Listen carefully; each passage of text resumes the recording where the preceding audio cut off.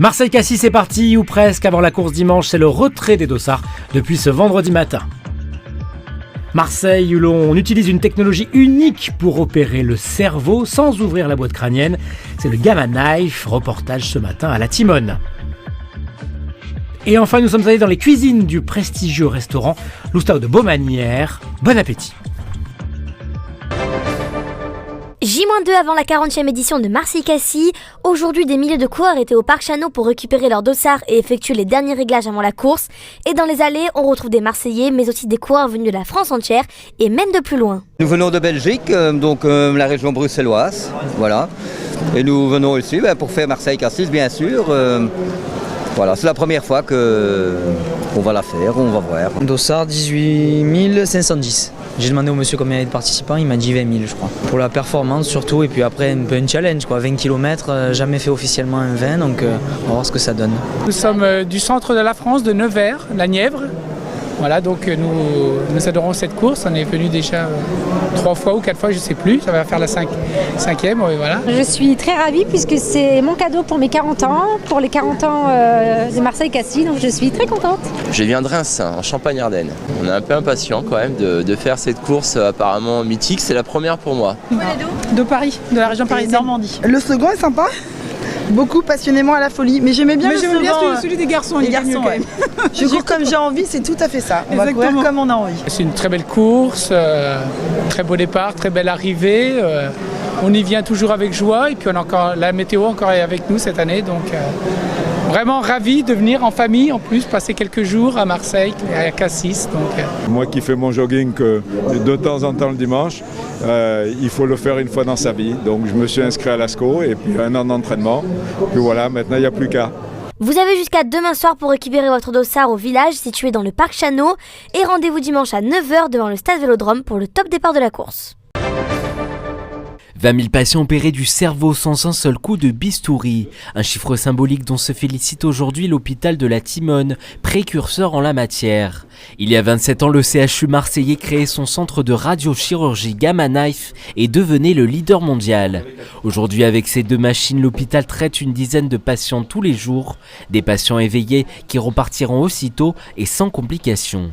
Quand les lésions sont enfouies, compliquées à atteindre, ça veut dire avec des risques lors de l'approche d'entraîner des lésions avec un handicap fonctionnel pour le patient. À ce moment-là, on peut envisager la radiochirurgie sous certaines conditions et à ce moment-là, on peut gagner considérablement en complications pour le patient. Je vous donne un exemple, le neurinome acoustique, petite tumeur du nerf auditif, qui est certainement la meilleure indication de la radiochirurgie. Opérer dans les meilleures mains, de la meilleure façon possible, il y a un risque de perte auditive qui est important, il y a un risque de paralysie du visage qui est important, qui est extrêmement traumatisante et qui est un gros handicap pour les patients, voire même d'autres types de complications chirurgicales. La radiochirurgie, au contraire, vous allez avoir très peu de complications, il n'y a pratiquement plus de paralysie faciale, il y a une grande probabilité de conserver son audition et les patients rentrent tous à la maison le lendemain et ils retournent tous au travail 48 heures après. Si la radiochirurgie n'est pas systématiquement employée à la Timone, elle reste bénéfique et a de beaux jours devant elle. C'est important qu'on maintienne le niveau et qu'on continue à développer cette technique parce qu'elle est extrêmement bénéfique pour les patients.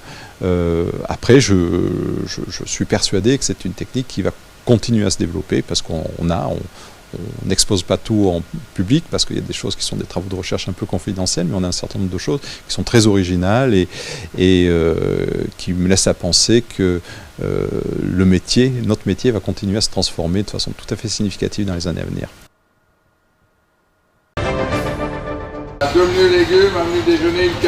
C'est une institution incontournable lorsque l'on est de passage au Beau de Provence, qui a vu passer à sa table depuis 1945 les plus grands de ce monde.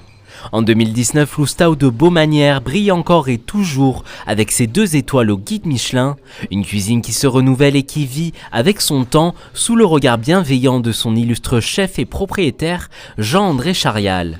Aujourd'hui, le petit-fils du fondateur Raymond Thuillier sort son 8e livre, un livre qui respire l'esprit Baumanière, une belle histoire aux arômes de Provence, sublimée depuis 4 ans par l'œil neuf du jeune chef Glenn Viel et du pâtissier Brandon Dehan. L'Hosto de Baumanière, c'est effectivement une institution, mais c'est aussi un endroit qui vit, qui vibre, où il y a de la jeunesse, il y a des nouvelles idées, il y a tout le temps quelque chose de nouveau qui se passe. Et j'avais envie de montrer cet aspect-là de la maison, à la fois le côté traditionnel et le côté moderne de Baumanière, avec cette nouvelle génération qui arrive dans la cuisine, avec de nouvelles idées.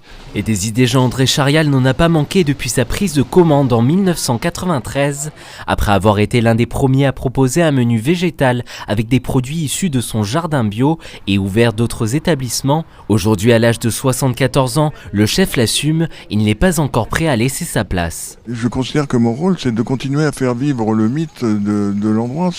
Il faut que les personnalités continuent à venir dans cet endroit et n'aillent pas chez le voisin. Voilà, c'est ici que ça se passe, c'est ici qu'il faut être, c'est ici que si Barack Obama vient en Provence, c'est ici qu'il doit dîner. Si Robert De Niro tourne un film à Arles, c'est à Baumanière qu'il doit être, etc. Je veux continuer tant que je peux, je suis en bonne santé, j'ai cette chance. J'ai 2 filles, dont une qui travaille avec moi depuis une dizaine d'années, donc je me suis fixé comme mission de la préparer à prendre ma succession. Hein. Voilà, elle y arrivera, elle n'y arrivera pas. Mais je fais tout pour que... Voilà, je considère que mon rôle, c'est de tout faire pour la préparer.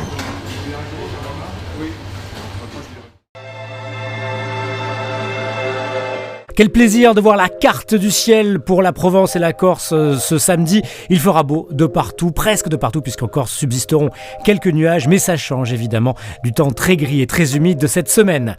Les températures, elles sont plutôt agréables, seulement 6 degrés à Digne, mais 13 à Marseille, jusqu'à 14 à Toulon et même 15 à Bastia, la maximale le matin.